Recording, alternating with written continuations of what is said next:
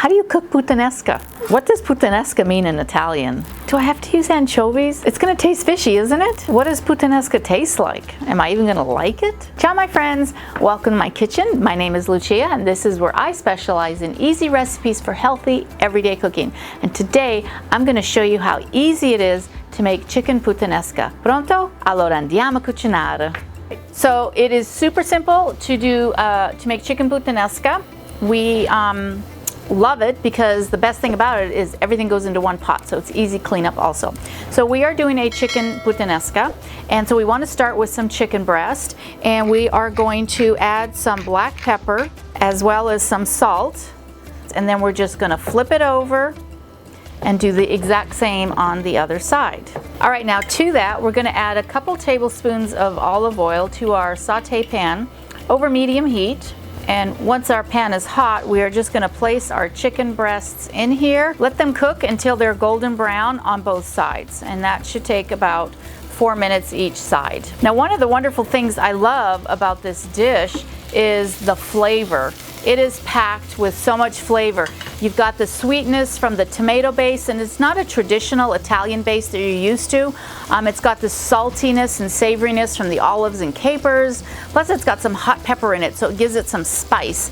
And I just love it. It just kind of makes my taste buds salivate. It's just packed with so many different flavors. So while the chicken is cooking, I'm gonna make a side dish. Now you could do so many varieties of different side dishes.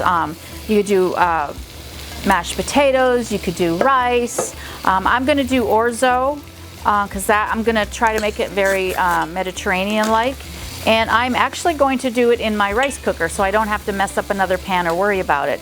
And so typically in the rice cooker, it's a 2-to-1. So I've got about 2.5 cups. I'm gonna make the whole box because I'm actually making this dish tonight for my Bible study, and there's a bunch of us, so I wanna make sure I have enough rice. But it's typically a 2-to-1 ratio. So since I have 2.5 cups, I need about 5 cups of liquid.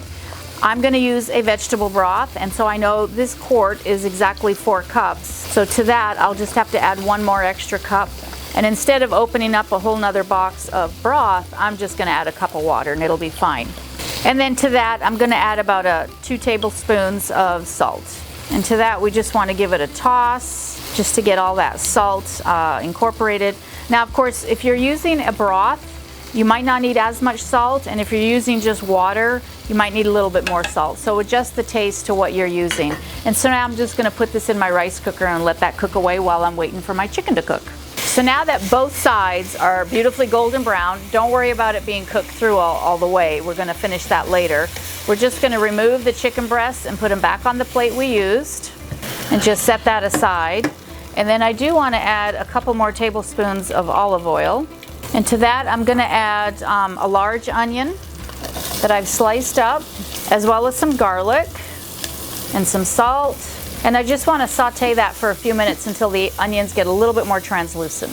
Okay, so now I'm going to start building flavor in this dish. So I am going to add some tomato paste, and that's going to help build that sauce.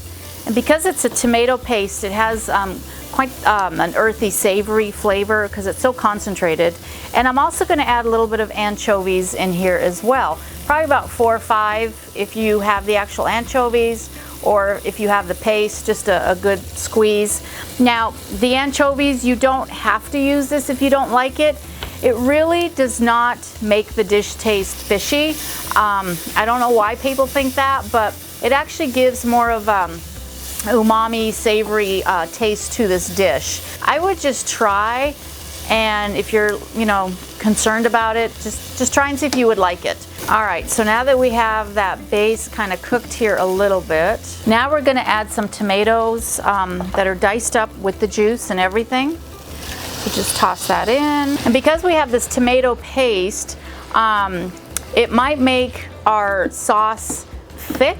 And if we need to thin it out, we can just add either some vegetable broth or some water, or you could even add some red wine if you'd like to thin it out. But the amount of sauciness is going to depend on what you prefer. Some people like a thicker sauce, some people like a thinner sauce. I'm going to go for more of a thinner sauce, only because I have the orzo that I'm going to sit it on, and so I want that extra sauce to kind of be soaked up in the orzo. Okay, and to that I'm going to add some Kalamata olives.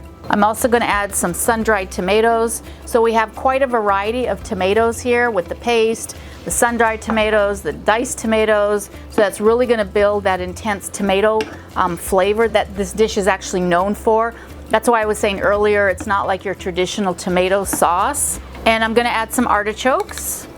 And you can either do the canned ones or frozen or in the jar with the olive oil. Just make sure that they're strained. And then some capers. And of course, if you don't like some of these things, you don't have to add them, but this is what traditionally makes it a puttanesca sauce. All right, so I am gonna need a little bit more liquid in here because I do want it a little bit more saucy. So I'm just gonna add probably about a cup of water. And at this point, we just want to get our chicken breast and place them back in the dish, just kind of nestle them in the sauce, and so that the chicken breast can continue cooking. And if you don't want to use chicken breast, you don't have to. You can do it with pasta. So just make the sauce and put it over like spaghetti. If you wanted to make it more vegetarian, but you want to add some healthy protein, you could do chickpeas. And I actually have a card right here that I'm going to include for that recipe if you'd like to check that recipe out and how to make it more vegetarian style. But at this point, we're now going to let it sit for about 20 minutes until the chicken is 165 internal temperature. You can put it in the oven if you want to finish, or you can leave it on the stovetop. That's totally up to you. And when it's done, I will show you how we finish the dish with the herbs and the freshness of the lemon. So let's give that some time, and I'm going to add a lid on here, so we want to cover it while it cooks. So I just checked the chicken, and it is definitely at a safe temperature of 165. And you can see how beautiful and bubbly it looks. Smells fantastic. I wish you guys could smell this. So we want to finish this off now. And so I have some herbs that I've chopped up, some parsley, thyme, and fresh oregano. And I'm going to add that now. And this is the time when you want to add fresh herbs. You don't want to add them in the beginning because they'll get bitter the more that they cook. But that being said, if you don't have fresh herbs, you can definitely add the dry herbs, and you would add them at the beginning so they have time to hydrate as they're cooking. But these are fresh, so they go at the last minute. Then I do like to take a lemon and just kind of squeeze the juice, and that's just kind of help build more flavor to it. And we just want to give everything a toss so all these herbs can be evenly incorporated. We do want to taste for salt and pepper at this point, and we are ready to plate. So let me show you how this is going to look plated with our orzo. Okay, so one way we're going to plate it is with our orzo. Now, if you made rice or mashed potatoes, you would just place that at the bottom part of your bowl. And then to that, we're going to add our chicken breast, and then get all of these beautiful juices with the artichokes, chunks of tomato, onions, capers. Beautiful. And then to that, we want to add a wedge of lemon. So if they want extra lemon juice, they can. Otherwise, if you're just going to serve it with maybe a vegetable side dish or just on its own, which is fine, we're just going to plate that. And again, add these beautiful juices, the sauce. And again, we're going to add a wedge of lemon to that. We can add more parsley on there, whatever we like. But this is such a great dish that has so much flavor. It's perfect as we're approaching fall. I hope you guys give this one a try. And until next time, ciao, I'm Chef Lucia, and I'll see ya.